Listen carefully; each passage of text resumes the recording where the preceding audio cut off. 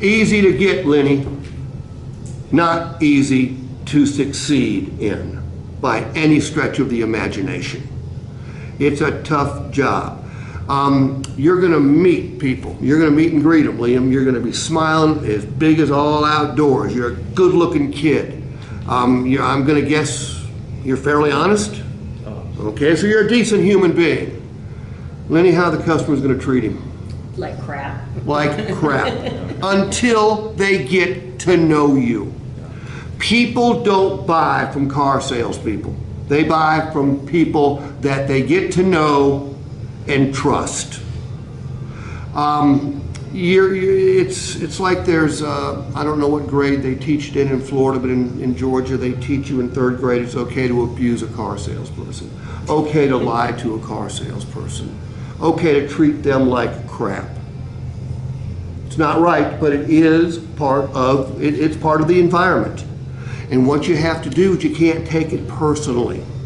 Because Lenny, I mean, think about this. Maybe you have thought about this before. What we do for a living, we meet a stranger who doesn't think much of us, doesn't like our dealership. Why? Because it's a car dealership. Doesn't like us. Why? Because we're car sales people. And then in 2 hours, they spend on average $24,000 with you. How strong is that?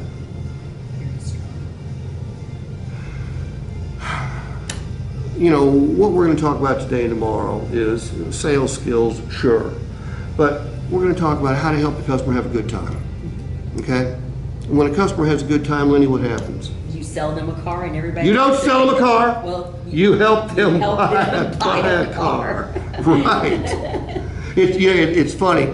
I mean, I'm a car salesman. I've been selling cars forever. I keep trying to change my vocabulary. I know, it's hard. It is really hard. It really is. I mean, you build that relationship. I can show you on my cell phone. I have a guy that works with credit rebuilding, and he sends me a customer. He sent me somebody today wanting to buy a car. You just, again, like you said, you never have to worry too much about how are you going to finish your month. If you take care of that person in front of you right then, they will help take care of you for other months. Okay, well, great point, which brings me to the point I was going to talk about earlier, and I told you to remind me, and you just did unintentionally. You are awesome. You are awesome.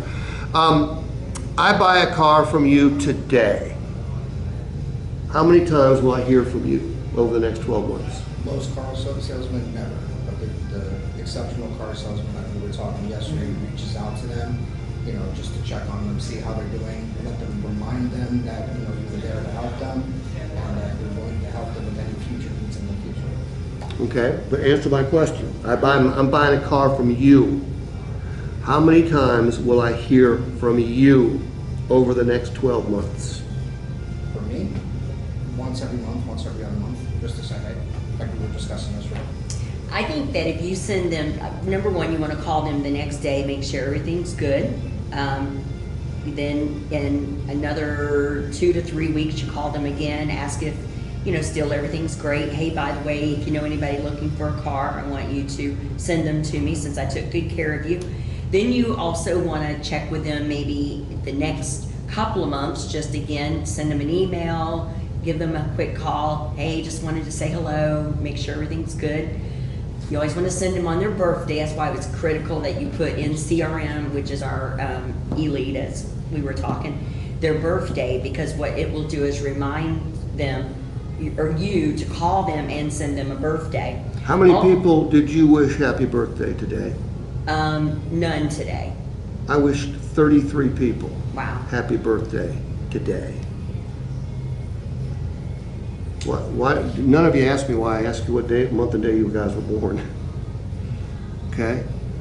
Now that you're I knew why, because now that you're in my database, now that you're my clients, you're my customers, you will hear from me as long as I'm still alive on your birthdays. Very nice. Okay? I've been doing this a long time. Their anniversary, you want to send it on their anniversary. Well, think about this. If Lenny, if I buy a car from you, you could get my birthday, my anniversary, the anniversary of the sale. There's 3 reasons right there. Here, Liam, is a fact. 100 people bought a car a year ago today here in Orlando. Do you know what percentage of those people can tell you what their salesperson's name is? 10%. 10% is about right. I've seen as low as 8, as high as 12, so we use 10%.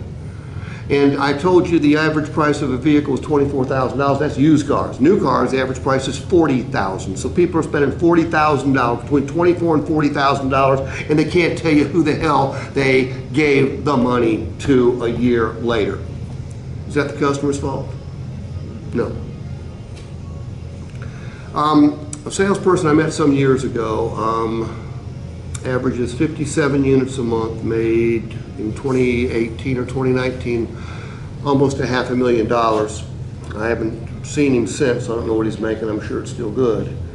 And he had a very interesting way of keeping in touch with his customers. Number one, he never, ever, ever asked them for a referral. He said that was rude. I said, what are you talking about? He goes, well, Steve, people like you teach us salespeople the wrong things. I said, well, tell me how. He goes, by the way, anyone that makes that kind of money and sells that number of cars can treat me like shit. Okay?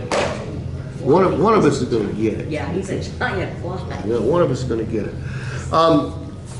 So I said, well, I said, what do you mean? He goes, well, I said, you don't believe in referrals? He goes, hell no, Steve. I get 25 to 30 every single month. I get plenty of referrals, but I never ever ask for them. I said, well, what do you do? He goes, I give them. I said, what do you mean? He said, look, Steve, you probably, when you were a salesperson, were taught at delivery to ask the customer, gee, Lenny, do you know 3 people that might be interested in a car? I know, I think it's so cheesy. Well, first of all, it never works, okay? But we're in this industry, we do shit. We keep doing stuff that doesn't work, okay? So he said, well, number one, I keep in touch with my every customer I've got every single month. I said, well, I don't need to be a mathematical genius to know that's impossible. He said, what do you mean? I said, you're selling 57 cars a month. They've been doing it for only 4 years. Oh, wow. Yeah. I said, you can't call that many people, talk to that many people. He said, I don't talk to that many people. I said, I stay in touch with them. I said, oh, would you do a newsletter? He looked at me and goes, would you read a newsletter from a car salesman? I said, no. He goes, why the F would I do that then? I said, okay. I said, what do you do? He said, number one, I make sure that if they're in a business where I can send them customers, I always let them know I'm going to send them customers. Number two, I either send them an email or call them every single month. He goes, when I call them, 80% of the time I get voicemail. He said, I'm talking to very few people, and my message is the same every single month. I said, and what is that message? He said, let me demonstrate. And he opens up his database to Mrs. McGregor. I'll never, the last name I'll remember as I want on my deathbed. He goes, well, I'm going to call Mrs. McGregor. Okay, I emailed her last month. I'll call her this month. And chances are I'll get the voicemail, but if I don't, I'm going to say exactly the same thing anyway. So he puts it on a speakerphone. Sure enough, goes to voicemail. And this is what he said. Mrs. McGregor, this is Tom, your salesman from dealership name. No need to call me back unless there's something I can do for you. I remember you're in the office products business, and make no mistake, anybody ever looking for office products, I'm always going to send them to you. This is Tom, your salesman from dealership name. Have a great day. And that's it. He remembered what they did, and Well, it was in his notes. yeah. I said, I said, obvious question. People got to get sick and tired of hearing from you every single month. He goes, from time to time, I'll get a, hey, Tom, I'm never going to forget you, okay? You don't need to. He goes, then I put them on a quarterly basis.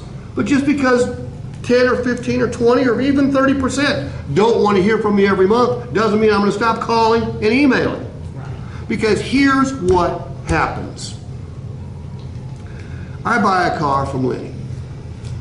Only 4% of the market, of the people in this market are in the market for a vehicle, so I don't know anybody in the market for a car. So if she asks me, I'm going to say, no, I don't know anybody.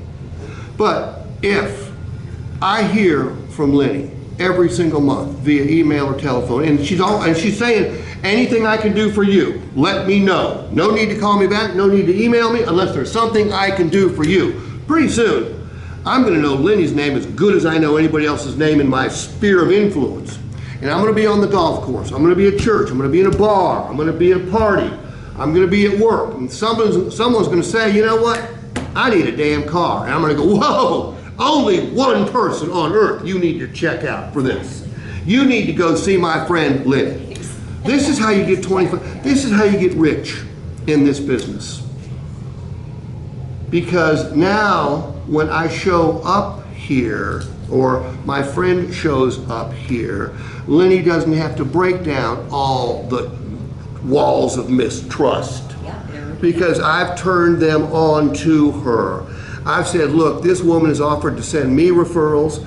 She has called me or emailed me every month, never asks me for anything. All she wants to do, all she wants to know is if there's something I can do for her.